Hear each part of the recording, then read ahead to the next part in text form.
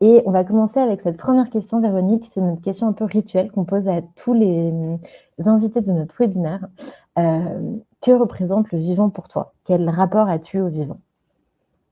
Vaste sujet. En fait, c'est très en lien avec, on va dire, mon aventure à la fois personnelle et professionnelle, dont je vais parler après. Je dirais que c'est déjà un besoin physiologique d'être connecté au vivant. On parle beaucoup de connexion au vivant, mais alors c'est une connexion pour moi, voilà, elle n'est pas conceptuelle, hein. J'ai un besoin d'être en contact vraiment avec la nature. Quand je dis c'est en contact, c'est mettre les mains dans la terre, hein. J'ai beaucoup jardiné, je jardine encore beaucoup. C'est aussi être au contact, on va dire, je l'ai eu dans mon parcours professionnel, hein, des animaux sauvages, de la savane. De marcher effectivement vraiment dans la nature la plus sauvage possible, donc tout en étant à la fois très urbaine, hein, parce que je vis et je travaille en ville. Donc c'est effectivement un besoin récurrent d'aller me replonger un petit peu dans ce vivant. Alors après, c'est aussi le fait d'accepter la violence du vivant, parce qu'on idéalise toujours effectivement le monde du vivant aujourd'hui, et en fait, c'est un monde assez violent, hein. C'est pas le monde du tout des bisounours. Quand on étudie effectivement de près les interactions entre certaines espèces, il faut effectivement de temps en temps se dire que c'est pas non plus effectivement si paradisiaque que ça. Il faut l'accepter. Il faut aussi accepter que il y a beaucoup d'imprévisibles, que c'est en fait, on a du mal à saisir le vivant. Et on le voit notamment quand on en parle dans le monde de l'entreprise. Il y a des choses qui marchent à un endroit, à un moment, et d'autres, effectivement, qu'on va avoir du mal à répéter. Donc ça, il faut l'accepter. Et c'est difficile, effectivement, dans le monde assez pragmatique du monde de l'entreprise. Et puis ça permet aussi de revisiter ces préjugés. Par exemple, de se dire, on a tendance à dire que voilà, les herbivores, effectivement, ont une vie très très dure dans ce monde sauvage du vivant, alors que pas du tout. J'ai pu constater que finalement, je suis arrivée à la conclusion que un lion par exemple, a une vie beaucoup beaucoup plus dure que celle d'un herbivore. Donc voilà, cette connexion et ce rapport avec le vivant permet de remettre pas mal de choses en place, et qui finalement permet de le faire avancer dans le monde de l'entreprise, qui lui-même est empreint de plein de contradictions. Ok, donc ça t'aide à casser les préjugés et appréhender différemment la Complètement. réalité. Ouais, complètement. Il y a beaucoup de préjugés. Je trouve on parle beaucoup de vivant, ce qui est très bien, mais on a un peu trop tendance à l'idéaliser. Voilà, c'est un monde comme comme un autre, et dans lequel on trouve beaucoup effectivement de similitudes avec le monde de l'entreprise. Et ça permet souvent effectivement, je trouve, de bien connecter ces deux thématiques ensemble, qui sont finalement pas si éloignées que ça l'une de l'autre. Bah, c'est des thématiques qui sont les deux au cœur de ton parcours. Et du coup, c'est une transition parfaite pour que tu nous parles un peu plus de toi et de ton parcours. Alors moi, j'ai pas du tout un parcours académique, hein. Je suis pas du tout écologue de formation. Ce sont vraiment des sujets que j'ai découverts, on va dire, dans la seconde partie de ma carrière professionnelle. Parce que moi, j'ai une carrière de presque 16 ans de journaliste, où j'étais plutôt sur des sujets liés à l'économie, alors qui me donnait déjà la possibilité d'échanger beaucoup avec les entreprises et les chefs d'entreprise. Et le sujet de la biodiversité, c'était plus dans ma sphère personnelle, hein, où j'étais intéressée par ces sujets. Et j'ai eu l'occasion et j'ai eu envie à un moment donné de faire un petit break dans ma carrière de journaliste, en allant travailler comme bénévole dans une réserve, qui travaillait sur des projets de conservation, de réintroduction d'espèces en voie de disparition, le lion blanc notamment. Voilà, et donc ça devait être une pause d'un mois qui s'est prolongée en tout 3 mois, plus 6 mois, plus un an en tout, hein, si on compte tout.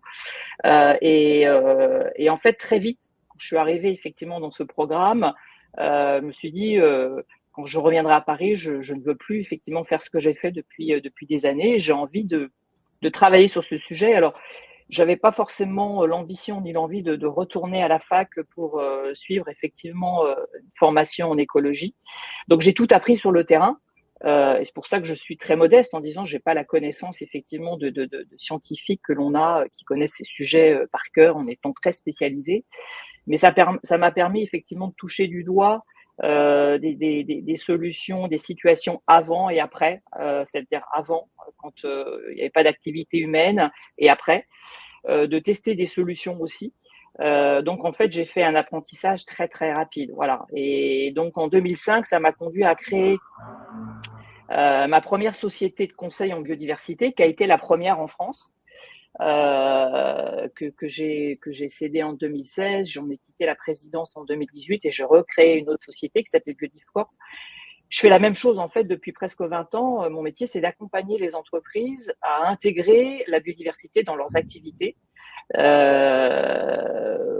quel que soit leur secteur d'activité, quel que soit leur niveau de maturité par rapport à ces sujets, quelle que soit aussi la taille des entreprises, même si c'est vrai que mes clients sont plutôt quand même des grands groupes, parce que peut-être un peu plus matures sur ces sujets, plus matures en général sur les sujets de RSE, et aussi avec peut-être aussi plus de ressources. Voilà, donc c'est ce que je fais depuis 20 ans, et je suis contente de voir qu'en 20 ans, les choses ont quand même pas mal évolué, même si la partie est loin d'être gagnée sur le terrain de la biodiversité. Tu devais être un ovni complet. Moi, je trouve que déjà aujourd'hui, c'est pas évident de parler de biodiversité en entreprise. Le lien, enfin, beaucoup de gens ont déjà, me regardent en tout cas aujourd'hui comme un ovni. Alors toi, il y a 15 ans ou 20 ans, j'ose même pas imaginer.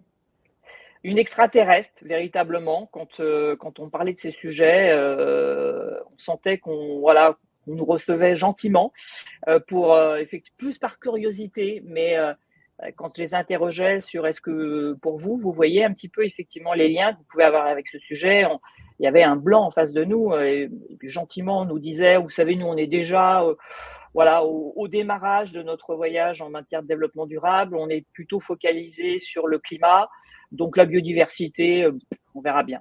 Puis c'était effectivement pour eux, ce que l'on entend encore aujourd'hui, hein, les petites bêtes, les papillons, les coccinelles, donc très très loin effectivement d'imaginer que ce sujet pouvait les concerner. Donc heureusement, voilà, je vois quand même depuis 20 ans les choses ont progressé, mais voilà. Encore une fois, il y a encore beaucoup de choses à faire là-dessus, beaucoup d'explications, de pédagogie sur ces sujets qui sont effectivement majeurs pour les entreprises. Alors, on va y venir, mais juste avant, on va faire un petit détour là par la COP16. Donc, la COP16, c'est au même titre qu'il y a une COP climat, et c'est la COP 29 qui se joue là. Il y a eu en octobre la COP16 sur la biodiversité. Et du coup, on était trop content d'avoir une experte sous la main, et on voulait en profiter pour te poser la question de ton point de vue à toi sur cette COP. Est-ce qu'elle a été à la hauteur des enjeux? Alors, on va dire, le bilan est quand même très en demi-teinte. C'est mon point de vue, et il est assez unanime.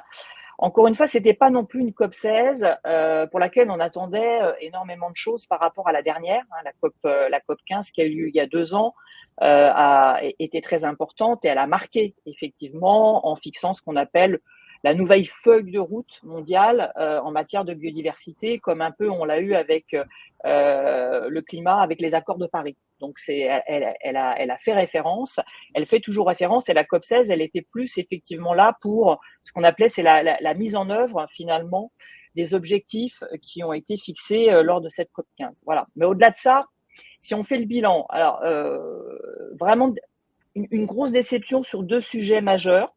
Où on n'a pas eu d'accord. Et ça fait écho avec ce que l'on entend en ce moment sur la COP climat, c'est la question des financements. Parce que effectivement, c'est le nerf de la guerre, parce que pendant ces COP, on se fixe effectivement des feuilles de route, des objectifs très très ambitieux, mais qui n'ont aucune chance d'être mis en œuvre si effectivement on n'a pas derrière des financements, et notamment des financements qui vont aller en direction des pays du Sud. Parce qu'en biodiversité, comme pour le climat, les sujets effectivement se situent plutôt dans cette partie effectivement de l'hémisphère. Et donc, tant qu'on n'aura pas les moyens pour aider les pays du Sud, où on trouve encore aujourd'hui, on va dire, les zones les plus riches d'ailleurs en matière de biodiversité, ça ne marchera pas. Donc, la question des financements n'a pas du tout abouti.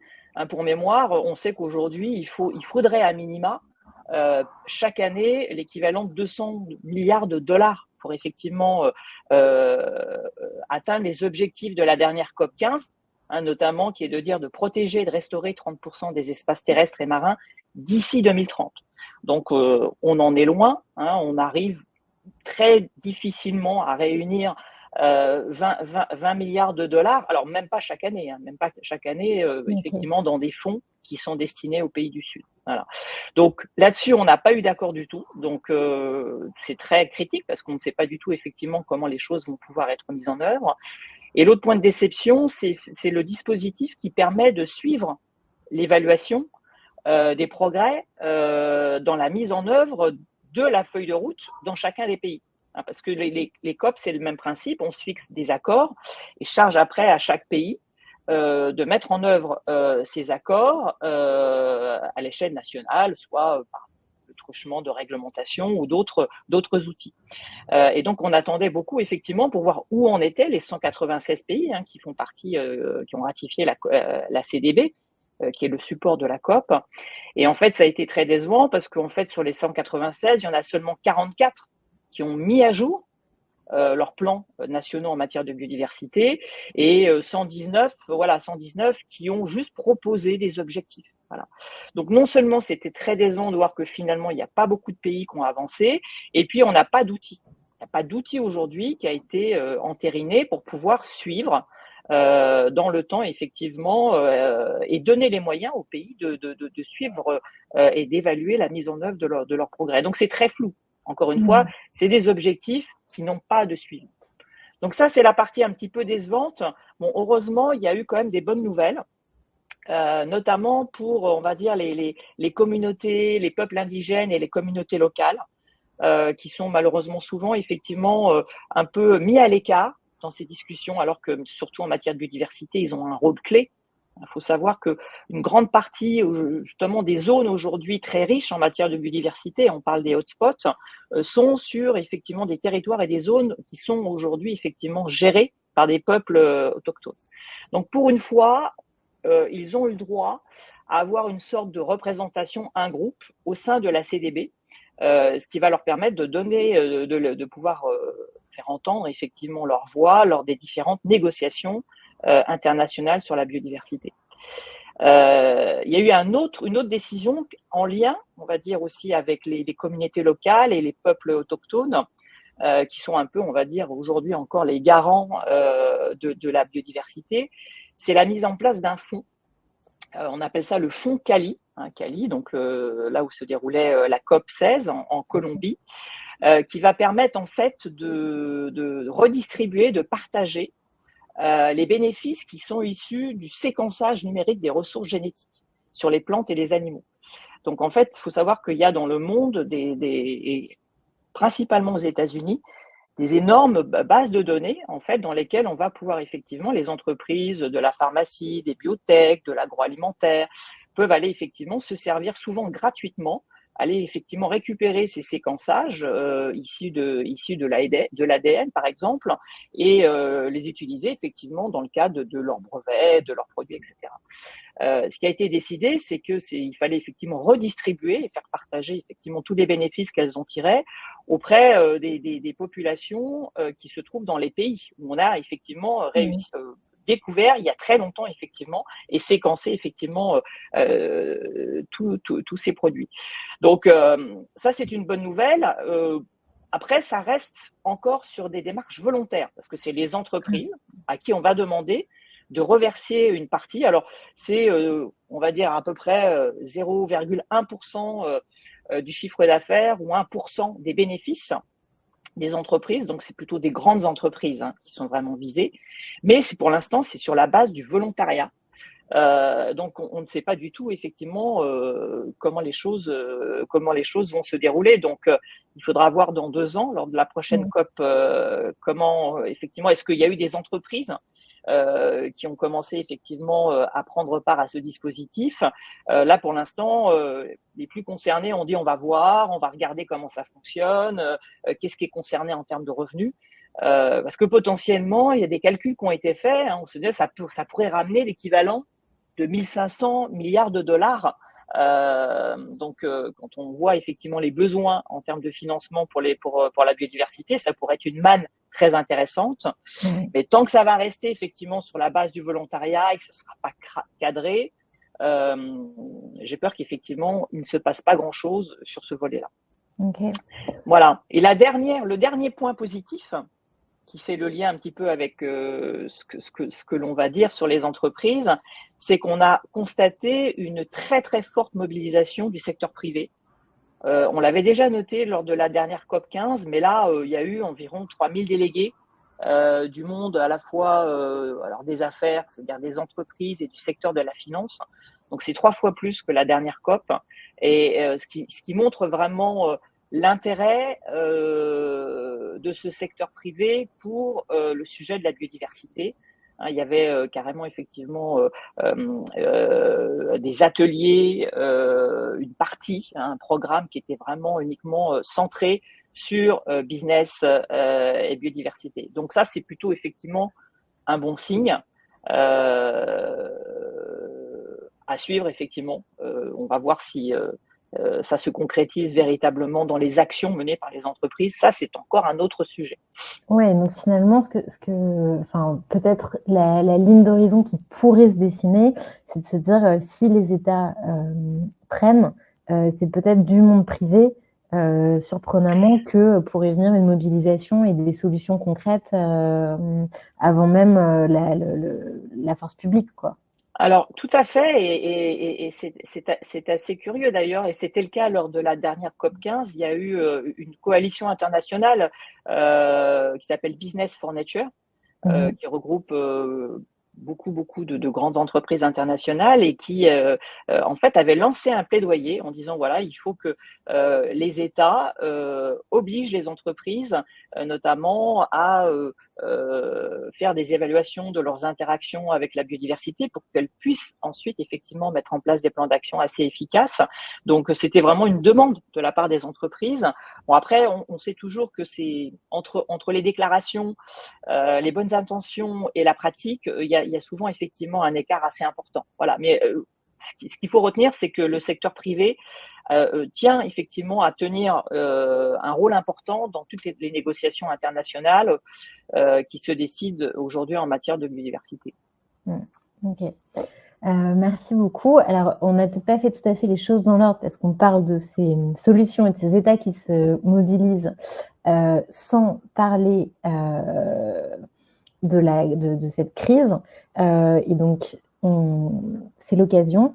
Est-ce que tu pourrais nous dresser un peu un panorama de cette crise, peut-être nous rappeler les enjeux principaux? Pourquoi est-ce qu'on parle de crise et à quel point est-ce qu'elle est grave? Alors, c'est vrai que si on parle aujourd'hui de plus en plus de biodiversité, même si on en parle quand même encore un peu moins que le climat, c'est malheureusement parce que les choses vont pas très bien.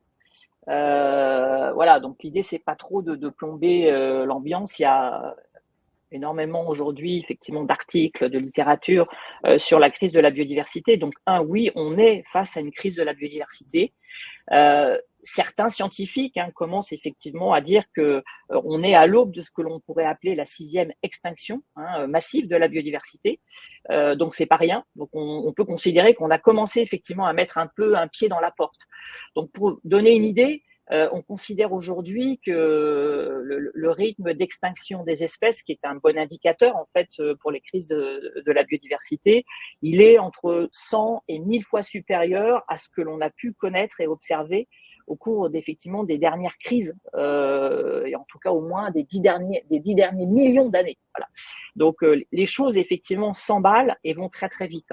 On considère aujourd'hui, ça c'est un constat qui avait été posé par l'IPBES, dont l'IPBES c'est l'équivalent du GIEC pour la biodiversité, qui pareil, régulièrement, et notamment lors des COP, produit des rapports et un état des lieux de la biodiversité. Et en 2019, il y avait eu un état des lieux qui fait date aujourd'hui et qui disait que c'était potentiellement pratiquement 1 million d'espèces aujourd'hui menacées de disparition à horizon 2050.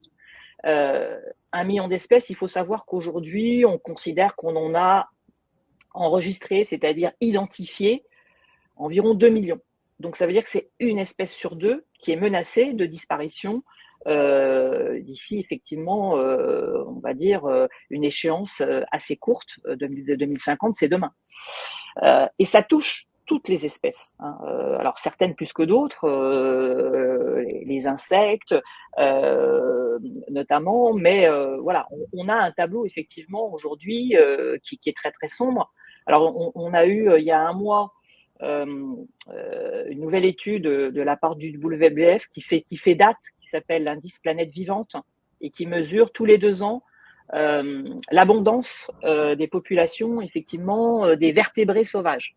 Et là, donc, la dernière livraison de cette étude indiquait qu'en l'espace de 50 ans, hein, parce que cette étude, elle mesure l'état, effectivement, de population des vertébrés sauvages depuis 1970. Donc, en 50 ans, il y a une chute de 73% de ces populations. Voilà, c'est 73%. Si on regarde les espèces d'eau douce, c'est 85%. Donc effectivement, c'est vraiment effectivement assez massif. Donc encore une fois, voilà, on n'est pas, on va dire, officiellement rentré dans cette 6e extinction où là, les choses vont effectivement beaucoup plus se compliquer. On est, on va dire, encore dans une période très très critique, mais ça veut dire que c'est maintenant qu'il faut agir. Sinon, ça va devenir effectivement de plus en plus compliqué de pouvoir rétro-pédaler. Les insectes volants, hein, il y a eu une étude qui avait fait date, qui avait pas mal marqué les esprits, qui est sortie il y a 3 ans environ, qui avait même fait la une du journal Le Monde, et qui disait que dans le nord de l'Europe, en l'espace de 30 ans, c'était pratiquement 80% des insectes volants, des insectes pollinisateurs volants, effectivement, dans les populations, effectivement, c'était effondré. Voilà. Donc, ce qui implique derrière des vraies questions en termes, effectivement, sur notre sécurité alimentaire, quand on sait qu'effectivement la pollinisation est très impliquée dans plus de pratiquement 80%, effectivement, on va dire des espèces agricoles dont nous dépendons aujourd'hui. Donc, faut comprendre qu'aujourd'hui, on est effectivement face à une situation très, très critique. Et si on regarde d'une manière globale, hein, c'est 3/4 aujourd'hui de la surface terrestre et environ 2/3 des océans qui sont déjà, on va dire, dans un état assez dégradé. Voilà. Donc, on va avoir des écosystèmes, encore une fois, qui vont l'être beaucoup plus que d'autres. Mais on a, par exemple, les zones humides, hein, qui sont effectivement des écosystèmes très importants, ont perdu 85% de leur surface au cours des 30-40 dernières années. Donc en fait, toutes les espèces, tous les écosystèmes aujourd'hui sont effectivement en tension, certains plus que d'autres. Donc la situation, effectivement, elle est très critique. Et ce qu'on ignore, en fait, c'est que à date, aujourd'hui, la situation de la biodiversité, elle est pire que celle du climat. Parce qu'en fait, la limite planétaire, hein, je ne sais pas si tout le monde connaît ces fameux radars où on a différentes limites planétaires, et celle de la biodiversité, elle a été franchie déjà depuis 2010. Et en fait, on a une sorte de ligne rouge qui indique effectivement au-dessus, on a une biodiversité encore fonctionnelle, hein, ce qu'on appelle la biodiversité restante, et en dessous, c'est déjà effectivement tout ce qu'on a dégradé. Donc cette ligne rouge, elle a déjà été franchie depuis 2010, et si on ne fait rien, bien évidemment, la situation va continuer à se dégrader fortement, on va dire, dans les années qui sont devant. Oui, donc en effet, là, tu nous dresses un tableau qui est assez noir, qui fait peur. Qui est très alarmant aujourd'hui. Ça, c'est sûr que, et c'est pour ça hein, qu'on parle de plus en plus effectivement de la biodiversité, notamment dans les médias. Et ça date vraiment depuis 2019, au moment où l'IPBES a vraiment produit ce rapport, qui a effectivement vraiment mis les choses en relief, expliquant à quel point effectivement on était dans une situation très très critique, qui a aussi expliqué à quoi était due effectivement cette forte érosion de la biodiversité. Donc en fait aujourd'hui on a toutes les cartes et toutes les données en main. On sait où on va aller. Sur le fait que cette courbe, parce que ce tableau il est en effet très noir, mais est-ce que tu penses que on peut inverser cette courbe? Alors, c'est pas forcément que moi qui le pense. Aujourd'hui, il y a une sorte, voilà, de consensus quand même scientifique qui se dégage sur le fait que même si, comme je le disais, la situation de la biodiversité est bien pire que celle du climat, contrairement au climat, on peut encore imaginer qu'il est possible d'inverser la courbe. Mais attention, c'est à condition d'être extrêmement ambitieux. Il va falloir actionner plein de leviers en même temps, sinon ça ne marchera pas. Donc déjà, le premier, c'est davantage protéger et davantage restaurer que ce que l'on a fait jusqu'à maintenant. Et c'était un des objectifs notamment de la COP15 et de ce fameux cadre mondial de la biodiversité, avec plusieurs objectifs. Et un des principaux, c'est cet objectif de protéger et de restaurer d'ici 2030 30% des espaces terrestres et marins. C'est la règle des 30-30. Donc, pour imaginer qu'on pourrait inverser la courbe de l'érosion de la biodiversité, il faut effectivement atteindre cet objectif. Mais ça ne suffira pas. On voit bien, ça progresse quand même hein, depuis ces dernières décennies où il y a de plus en plus effectivement d'aires protégées qui sont mises en place, mais on voit bien que ça ne marche pas puisque là, on continue effectivement à voir des habitats et des espèces se dégrader assez rapidement. Donc ça ne suffit pas, ça veut dire qu'il faut aussi en même temps agir sur le changement climatique, qui aujourd'hui, parmi les 5 grandes causes d'érosion de la biodiversité, c'est la 3e cause d'érosion de la biodiversité. Et c'est très important de comprendre qu'il y a un lien très fort entre la biodiversité et le climat. À la fois, effectivement, la crise climatique accélère l'érosion de la biodiversité, hein, parce que ça dégrade effectivement un certain nombre d'écosystèmes et ça perturbe énormément un grand nombre d'espèces. Mais à la fois, l'érosion de la biodiversité accélère la crise climatique. La biodiversité joue un rôle, enfin, lorsqu'elle est en bon état, elle joue un rôle très important, notamment dans la régulation du climat, principalement à travers ce qu'on appelle les grands puits naturels de carbone, que sont effectivement les grandes forêts primaires, que sont les océans. Mais le problème, c'est qu'ils sont en mauvais état. Donc aujourd'hui, ils ne peuvent pas jouer correctement ce rôle. Donc il y a un lien très important. Donc si on agit sur le climat, on va aussi agir sur la biodiversité. Donc ça, c'est le 2e levier. Le 3e, c'est de produire et aménager autrement. Donc produire notamment, c'est de transformer le modèle agricole que l'on a. Alors je parle bien évidemment du modèle de l'agriculture conventionnelle, où on sait que celui-là, il va plus pouvoir perdurer très longtemps, parce que là, on va effectivement dans le mur, et qu'il faut effectivement aller sur des modèles beaucoup plus, on va dire, compatibles avec le monde du vivant.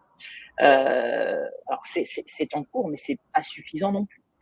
Il faut aussi aménager autrement, hein, parce qu'en fait, quand on a vu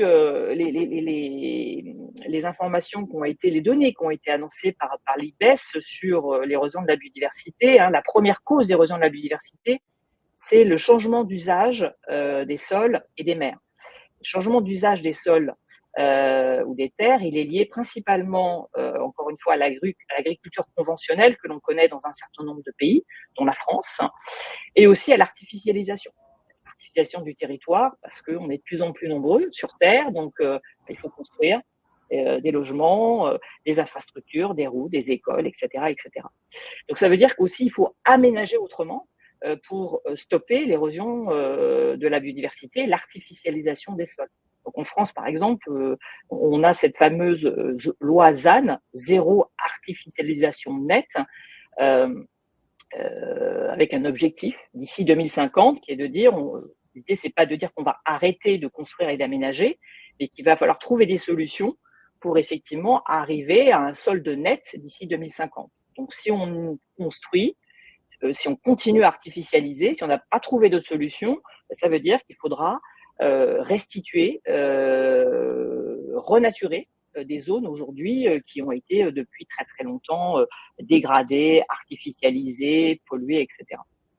Voilà. Et le dernier levier qui est lié à tout ça, c'est effectivement il faut consommer moins ou différemment.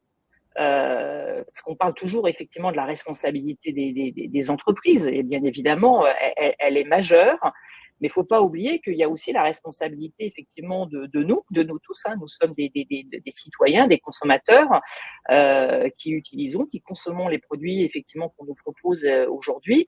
Et donc, on a quand même effectivement ce pouvoir, aussi un levier pour agir, pour choisir entre tel produit et un autre, et indirectement de faire aussi pression sur aujourd'hui ce que proposent les entreprises en matière de produits et de services. Donc voilà, donc une fois qu'on a dit ça, ça veut dire qu'il va falloir être quand même très très ambitieux pour arriver à inverser cette courbe, et c'est loin d'être gagné. C'est loin d'être gagné parce qu'il faut pouvoir actionner tous ces leviers en même temps, sinon ça ne marchera pas. Voilà, on a bien vu qu'effectivement, si c'est juste dire qu'il faut davantage protéger, davantage restaurer, non, il faut arriver donc à des changements structurels. Oui, à travers ces différentes solutions, là, c'est intéressant, on commence à voir se dessiner en fait ce lien entre entreprise et biodiversité quand tu nous parles de construction, d'aménagement, de consommation et du coup de manière de produire différemment. Donc ça amène assez naturellement à cette question qui est en fait en quoi les entreprises sont concernées par le sujet. Alors ça, c'est la vraie question, et je pense que beaucoup d'entreprises se la posent encore aujourd'hui.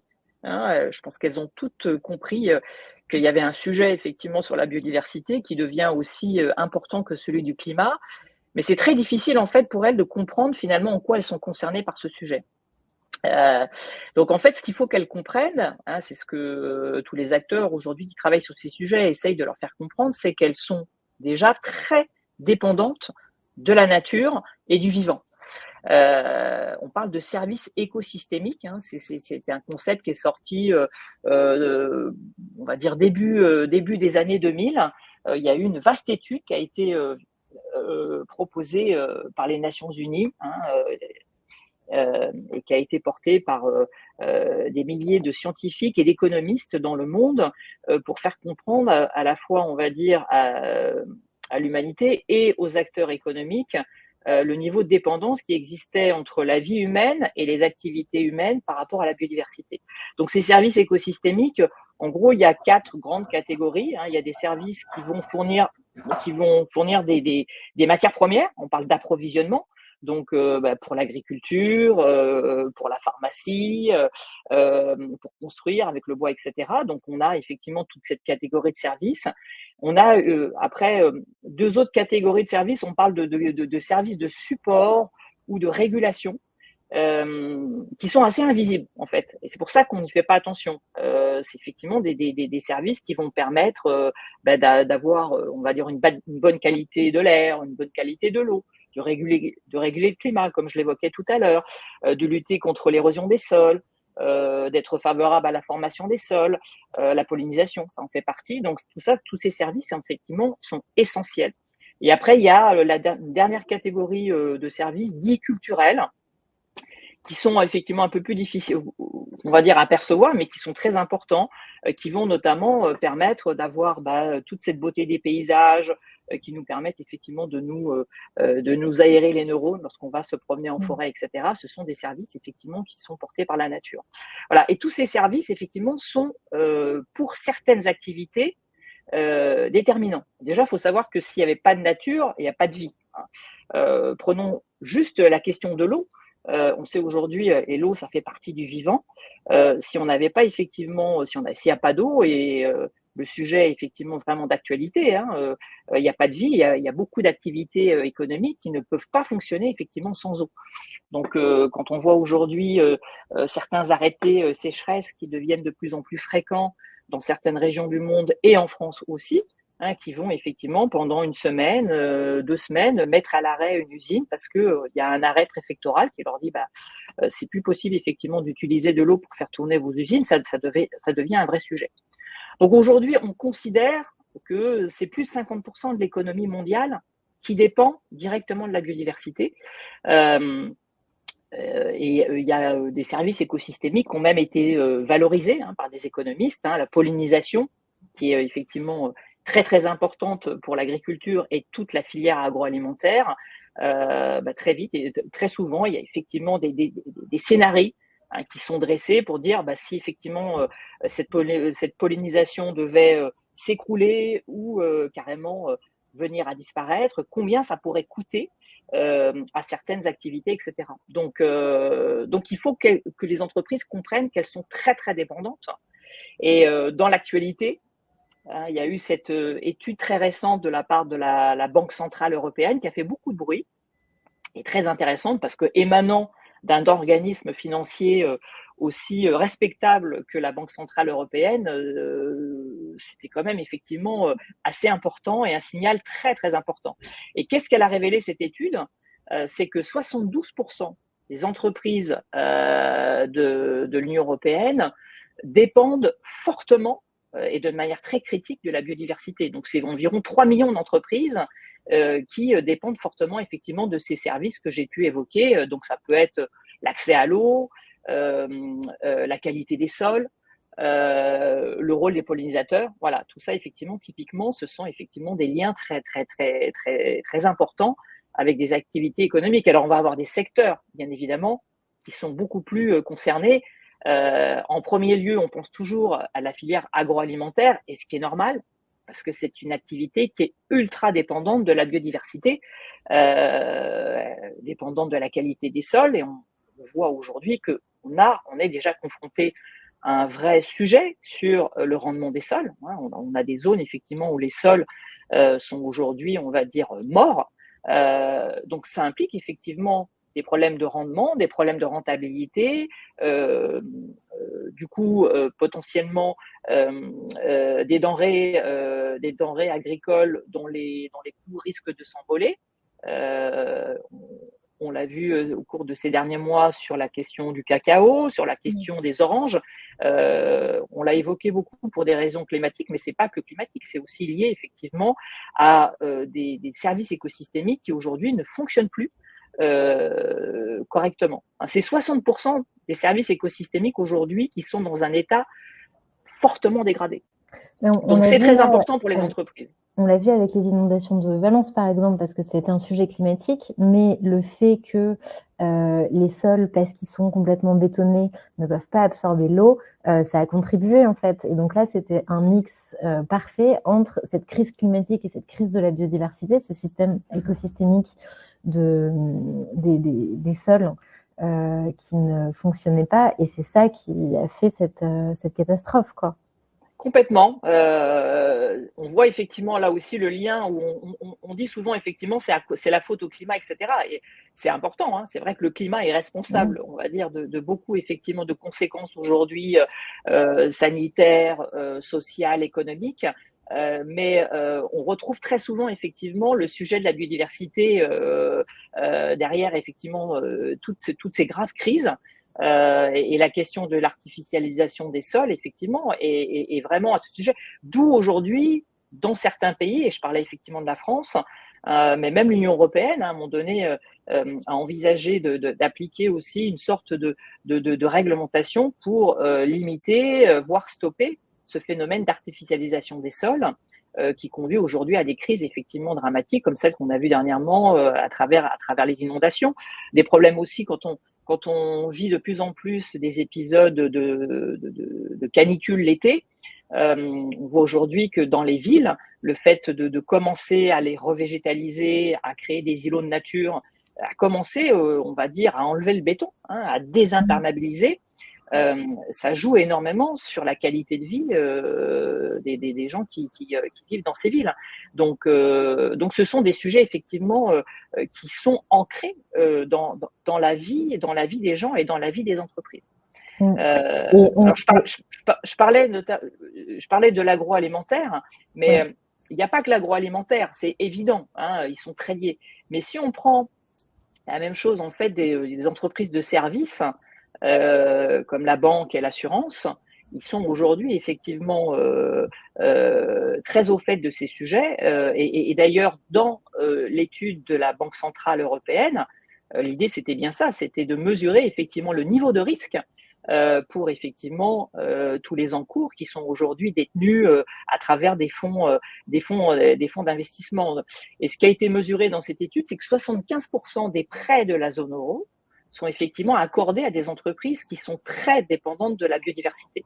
Donc il y a un risque énorme de fragiliser entièrement notre de économie. fragiliser, on va dire, tout le système effectivement financier au niveau européen, mais au niveau mondial.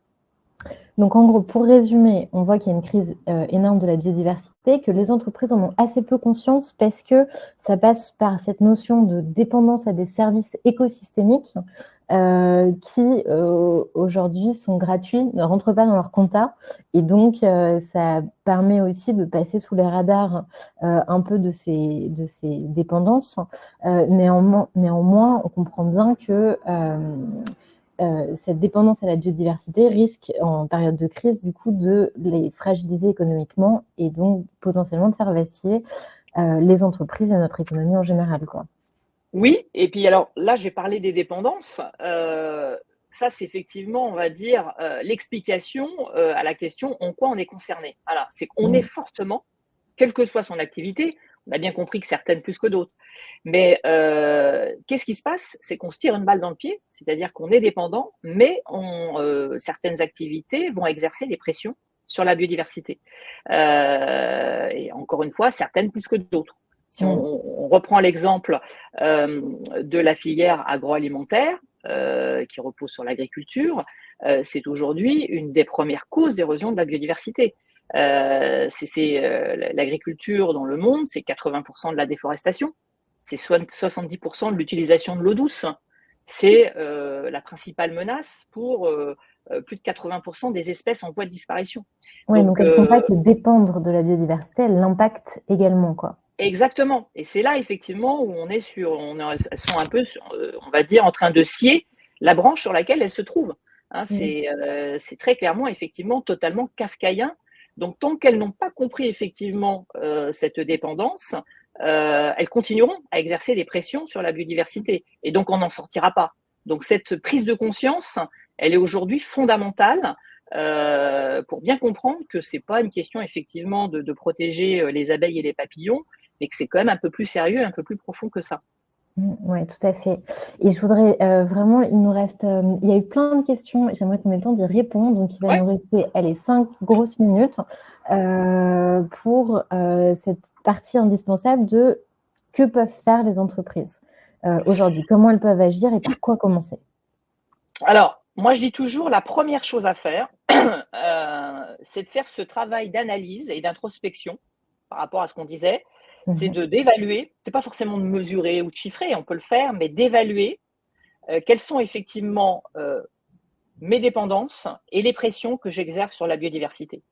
Que je sois un acteur de l'agroalimentaire, que je sois un acteur dans le domaine du textile, dans le domaine de la construction automobile, chaque acteur doit effectivement faire cet exercice. Parce que tant que ce travail n'aura pas été fait, c'est impossible effectivement de comprendre quelles sont les pressions, alors quelles sont les dépendances, effectivement, qui sont effectivement critiques dans ma chaîne de valeur et quelles sont les pressions que je vais exercer. Donc ça, c'est important. Et ce qui est aussi très important, c'est de faire ce travail sur toute sa chaîne de valeur.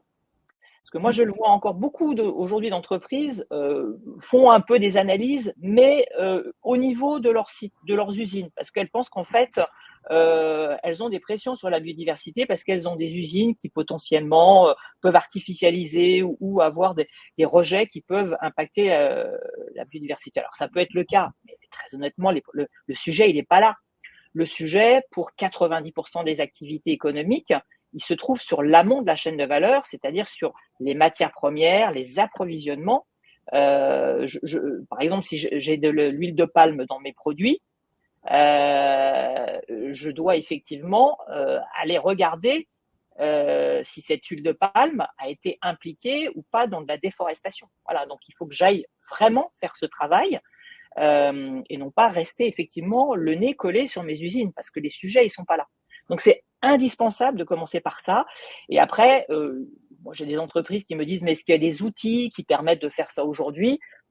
Commence à y avoir des outils qui, un peu comme le bilan carbone, permettent de quantifier, de mesurer d'une manière quantitative la biodiversité, même si c'est très compliqué et que c'est encore très critiqué, mais ça permet au moins d'avoir une idée. Mais après, il y a d'autres outils qui permettent de le faire d'une manière un peu plus qualitative. Moi, j'ai envie de dire, peu importe l'outil qu'on utilise, au bout d'un moment, si on fait cet exercice sérieusement, il faut le faire sérieusement, on va bien comprendre effectivement sur toute la chaîne de valeur là où sont mes dépendances et quelles sont les principales pressions. Et c'est que avec cette photographie qu'on va avoir un plan d'action efficace qui va permettre, de tout mettre en œuvre pour éviter, ça c'est la règle, plan d'action en matière de biodiversité, c'est comment je peux éviter de dégrader encore de la biodiversité. Donc ça veut dire quoi? Ça veut dire par exemple, si je suis un acteur de l'immobilier, je vais éviter effectivement d'aller m'installer sur une zone, alors pas forcément une zone protégée parce que ça devient compliqué, mais même sur une zone naturelle. Voilà, je vais plutôt aller m'installer sur une zone déjà artificialisée, ou plutôt que de reconstruire un nouvel immeuble, je vais réutiliser de l'existant. C'est aujourd'hui vraiment des solutions qui sont proposées. Donc il faut vraiment être sûr d'avoir regardé toutes les solutions qui vont permettre d'éviter des nouvelles pressions. Ensuite, c'est de regarder tout ce que je peux mettre en œuvre pour réduire, parce qu'il peut y avoir des impacts résiduels. Et là encore, c'est de regarder qu'est-ce que je peux faire pour réduire au maximum toutes mes pressions sur la biodiversité. Donc ça peut être, est-ce que de passer par s'approvisionner, par exemple, uniquement avec des ingrédients qui sont issus de filières responsables, certifiées, traçables, certifiées zéro déforestation, par exemple, si je suis sur de l'huile de palme ou des matières qui sont liées à la déforestation. Donc ça permet effectivement vraiment de réduire d'une manière assez considérable ces pressions sur la biodiversité. Ça peut être aussi abandonner certains produits. On commence à voir certaines entreprises qui prennent des décisions assez courageuses, de dire ça effectivement cette ligne de produits on l'oublie parce qu'effectivement c'est plus possible et on va plutôt pousser d'autres lignes de produits qui sont plus en phase effectivement voire qui peut être contributives à la biodiversité. L'autre type d'action, une fois qu'on a évité et mis en place toutes les solutions pour réduire, c'est là qu'on peut se dire comment je peux contribuer. Et aujourd'hui, on demande de plus en plus aux entreprises de contribuer positivement. On leur dit, on est allé tellement loin dans la destruction effectivement du vivant qu'il est de votre responsabilité d'éviter et de réduire, mais aussi de contribuer. Et contribuer, ça veut dire qu'on va effectivement regarder comment on peut participer à de la restauration d'habitats fragiles, des habitats très sensibles aujourd'hui comme des forêts, des zones humides, les océans. On voit effectivement certaines entreprises qui aujourd'hui vont soutenir des projets qui vont permettre de restaurer ces habitats qui ont été fortement dégradés. Ça peut être aussi un acteur qui est dans la filière agroalimentaire de regarder comment il peut aider ses fournisseurs, et par exemple des exploitants agricoles, à mettre en place des pratiques un peu plus respectueuses de la biodiversité. Voilà. Donc on voit, il n'y en a pas beaucoup, aussi certains acteurs qui se disent moi je vise un impact net positif. C'est par exemple Kering qui a annoncé la restauration et la protection de 6 fois son empreinte biodiversité au sol à travers, et alors sur l'ensemble de sa chaîne de valeur, ils ont évalué leur empreinte biodiversité, et donc pour avoir un impact net positif, non seulement effectivement ils ont regardé tout ce qu'ils pouvaient éviter, tout ce qu'ils pouvaient réduire, mais bien évidemment, il y avait des impacts résiduels. Donc, pour être effectivement dans un impact net positif, ils se sont lancés dans des programmes de restauration d'écosystèmes assez ambitieux sur des surfaces très, très importantes pour pouvoir effectivement, alors non seulement rééquilibrer, mais même passer effectivement, on va dire, dans le positif si on veut pouvoir justement inverser la courbe. C'est vraiment un exemple inspirant. Quand on préparait ce webinaire, tu me parlais de cette démarche et tu me donnais un exemple d'entreprise qui n'avait pas forcément fait les étapes dans l'ordre, qui n'avait pas commencé par éviter, réduire et avec les conséquences fâcheuses que ça peut avoir. Je trouvais que cet exemple était intéressant. Est-ce que tu pourrais nous en dire un mot ? Oui, c'est assez, on va dire, illustratif des caricatures dans lesquelles on peut tomber quand on ne connaît pas bien le sujet et quand on va trop vite. Et c'était le cas d'une entreprise du secteur agroalimentaire qui me disait, voilà, on est très content, on participe à des programmes de reforestation en France et à grand renfort de communication et qui me demandait mon avis. Donc j'aurais dit, écoutez, pourquoi pas, encore une fois, tout dépend si c'est bien fait, si c'est un endroit où il y avait de la forêt, etc. Mais surtout, est-ce que vous vous êtes interrogé pour savoir si vous n'étiez pas impliqué dans de la déforestation sur l'amont de votre chaîne de valeur à travers certaines matières premières? Et en fait, on a fait ce travail effectivement d'introspection pour regarder à travers toutes les matières premières stratégiques, celles qui pouvaient effectivement être impliquées dans de la dégradation et de la déforestation. Et malheureusement, c'était le cas. C'était le cas. Et donc, quand on est arrivé à cette conclusion, le client était assez blême en disant, en fait, oui, là, je réalise que j'arrête pas de dire que je participe à de la reforestation, alors que je participe indirectement à la déforestation de forêts primaires à l'autre bout de la terre. Donc, il prenait conscience effectivement, et je pense que c'était plus par méconnaissance, hein, ce qui ressemblait finalement à du greenwashing. C'était effectivement plus de la méconnaissance du sujet qu'une volonté vraiment de vouloir faire les choses un peu n'importe comment, quoi. Donc, mais c'est souvent le cas. Et c'est pour ça que c'est très important de bien se poser les bonnes questions et de savoir là où on agit, là où on fait mal, pour être sûr d'apporter effectivement les réponses les plus adaptées. Sinon, ça peut très vite effectivement tourner vinaigre et ressembler à vraiment du greenwashing. Écoute, merci beaucoup. Il y a eu plein de questions. Du coup, je vais inviter Thibaut à remonter sur scène et je vais le laisser te poser les questions du chat. Merci Clémence et merci Véronique pour cette heure passionnante. Il y avait beaucoup de choses à raconter. On aurait aimé, je pense, toutes et tous passer plus de temps. Alors, on a eu beaucoup de questions, effectivement, comme le disait Clémence. Peut-être une première pour revenir au début du webinaire, une question sur la situation de l'érosion qui a été posée par Solène. Étant donné les chiffres et les pourcentages qui ont été exposés de la dégradation des écosystèmes et de l'érosion de la biodiversité, comment est-ce qu'on ne peut pas dire aujourd'hui qu'on n'est pas déjà dans la 6e extinction de masse, et pourquoi est-ce qu'on considère qu'on y arrive mais qu'on n'y est pas encore? Est-ce qu'il y a des éléments de réponse par rapport à ça? Alors, oui, il y a des éléments de réponse qui sont effectivement, quand on parle effectivement, si on serait dans la 6e extinction massive, si on avait, on va dire, une dégringolade encore plus importante effectivement des populations, effectivement des espèces. Donc, on mesure en fait le taux d'abondance. Hein. C'est pas forcément effectivement, c'est pas des espèces qui disparaissent, mais c'est plutôt effectivement au sein de ces mêmes espèces le niveau de leur population. Voilà. Et plus effectivement ils s'écroulent, plus ça devient difficile effectivement pour ces espèces, on va dire, de se renouveler, de s'adapter. Et c'est là, au bout d'un moment, qu'on arrive effectivement à des extinctions d'espèces. Alors, il y en a eu. Hein, il y a des espèces, effectivement, il suffit d'aller se promener au Muséum d'histoire naturelle et de visiter autour de la Grande Galerie d'évolution. On vous montre effectivement toutes ces espèces qui ont disparu. Après, on n'est pas encore effectivement dans la 6e extinction parce qu'on a encore ce fonctionnement, on va dire, de résilience aussi de la nature. Mais il ne faut pas compter que là-dessus. Hein, cette capacité d'adaptation effectivement de la nature, elle atteint très vite ses limites. Et quand on voit effectivement toutes les causes d'érosion de la biodiversité aujourd'hui, que ce soit le changement d'usage des terres, que ce soit le changement climatique, les pollutions, la surexploitation de ressources naturelles, ou effectivement la propagation des espèces exotiques envahissantes, on voit effectivement qu'on a aujourd'hui énormément de menaces qui mettent effectivement vraiment en péril, on va dire, le bon état de la biodiversité. Donc, on n'y est pas aujourd'hui, voilà. Même si on voit effectivement quand même une dégringolade, et l'indice planète vivante du WWF nous l'a rappelé. Donc, si ça venait effectivement encore à perdurer, là, à coup sûr, effectivement, on passerait effectivement, alors on n'aurait plus le pied dans la porte, mais on serait passé de l'autre côté.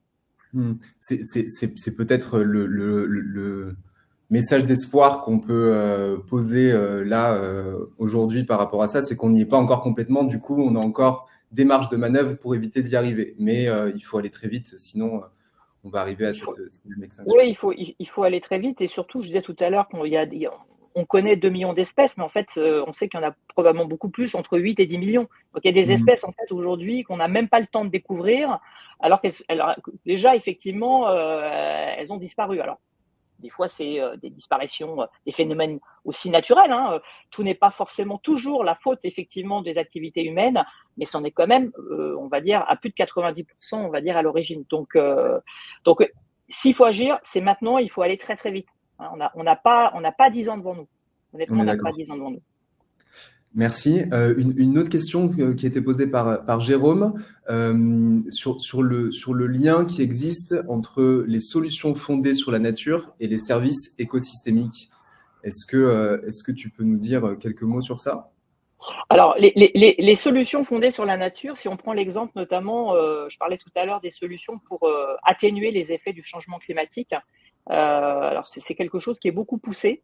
En fait, ça revient à rappeler en fait un peu du bon sens en disant que effectivement la nature, quand elle est plutôt en bon état, elle joue des rôles très importants, dont ces fameux services écosystémiques. Quand on explique que une bonne partie des solutions d'atténuation du climat résident dans la nature, à condition effectivement qu'elle soit en bon état de fonctionnalité, c'en est un bon exemple. Mais il y en a plein, je citais tout à l'heure par exemple dans les villes où comme 4/5 de la population mondiale d'ici 2050 va vivre dans des villes. Hein, donc, on imagine effectivement que ça va être un petit peu compliqué. Il va faire de plus en plus chaud. Donc, on sait qu'aujourd'hui, des solutions pour améliorer la qualité de vie des urbains, ce sont des solutions fondées sur la nature, comme effectivement désimperméabiliser, revégétaliser, permettre effectivement, on va dire, d'avoir des îlots de nature, remettre même également le cycle de l'eau au sein des villes, etc. Donc tout ça, effectivement, ce sont des solutions fondées sur la nature, pleines de bon sens, hein, qu'on a effectivement, on va dire, oubliées et qu'on a remplacées par des solutions grises, technologiques, au cours des 30-50 dernières années, qui ont effectivement fait beaucoup plus de mal, qui ont utilisé beaucoup de ressources. Donc c'est revenir effectivement, on va dire, un peu au bon sens et rappeler que la nature, quand elle fonctionne très bien, en fait, elle nous apporte énormément de services, gratuits aujourd'hui, mais plus pour longtemps. S'inspirer donc de la nature pour s'adapter dans ce...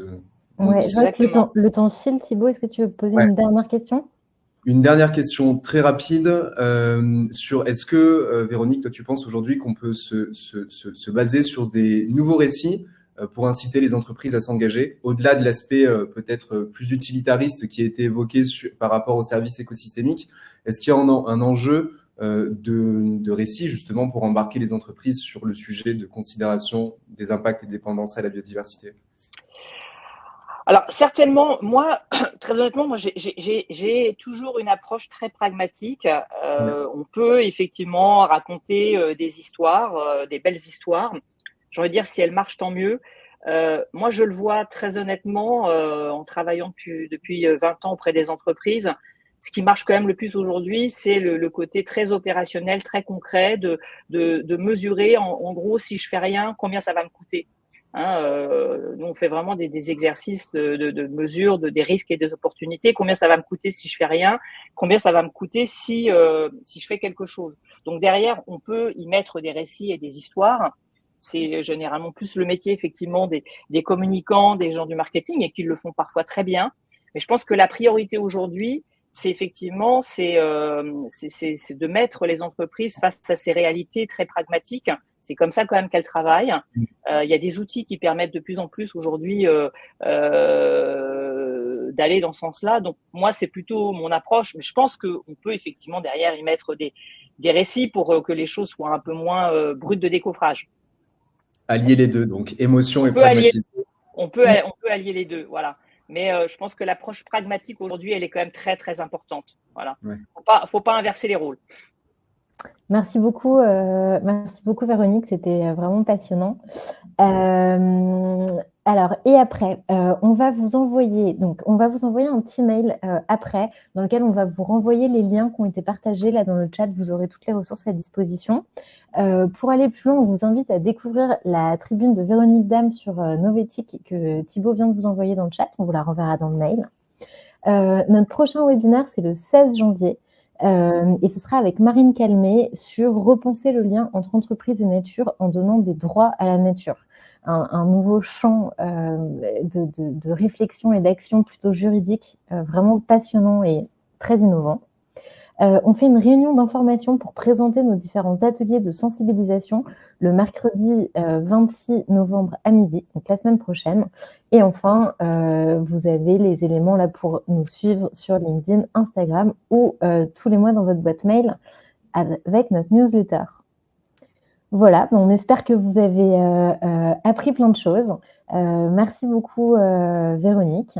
Et puis, merci à vous. Et puis, Merci, à Véronique. bientôt. À bientôt, bonne journée. Bonne journée, au revoir. Au revoir.